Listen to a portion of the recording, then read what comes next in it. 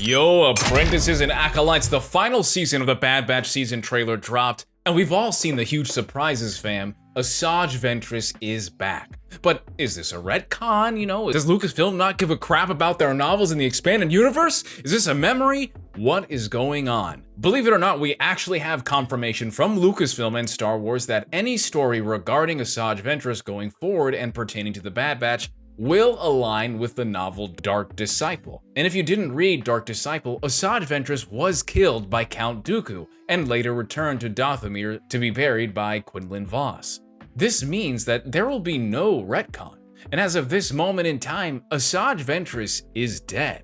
So what exactly did the Bad Batch trailer show us? A memory is the most obvious answer, but I actually don't believe it's a memory, seeing as the visuals that show us the trailer of Asajj Ventress don't seem to be a memory. It actually looks like this is happening in real time, or an event that we're about to see an entire episode of in the Bad Batch.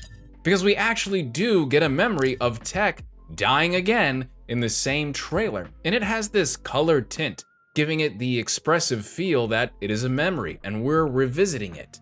And the reason why I say the specific scene in which Asajj Ventress shows herself may not be a memory, and that's because Clone Wars has given us so many events and episodes that are kind of all out of place and out of order. Clone Wars was notorious for showing us that, and events and episodes that are completely out of order. So I wouldn't be surprised if this was something similar, and Bad Batch was just showing us a new episode that had to do with something relevant later in the story that we're going to see. But here's the thing. I have a theory, and there are 3 important stories that really will determine whether or not Ventress is alive or dead. And those 3 stories are Clone Wars Season 7, the Dark Disciple novel, and the Son of Dathomir comics. All of these stories are happening around the same point in the Star Wars timeline, with only a few events separating the distance between them.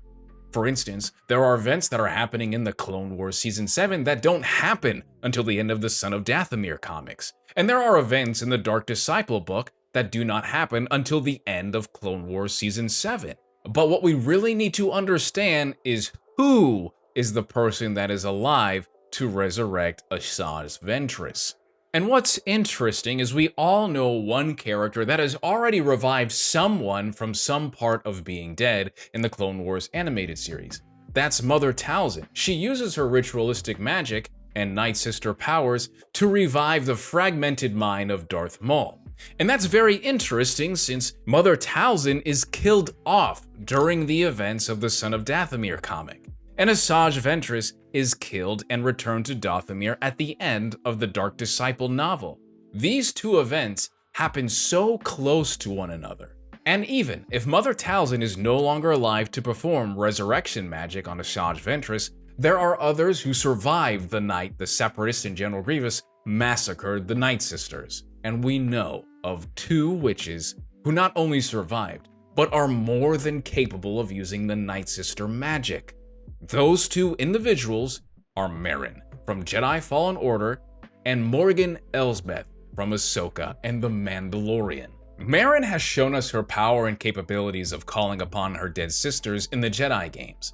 And as we know, she was taking shelter in the mountains of Dathomir, which is the same planet that Quinlan Vos places Asajj Ventress and her grave at the end of Dark Disciple.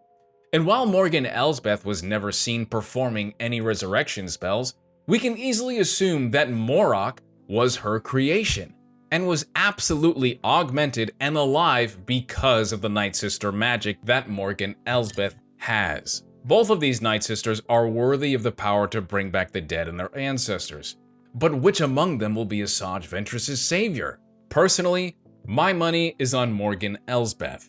Not only does she make the most sense for a character to be brought into the animated version of Star Wars because her story is so important later on in Ahsoka, but we've already had a character who made their live-action debut and was brought into the Bad Batch season. That's Ming-Na Wen and Fennec Shan.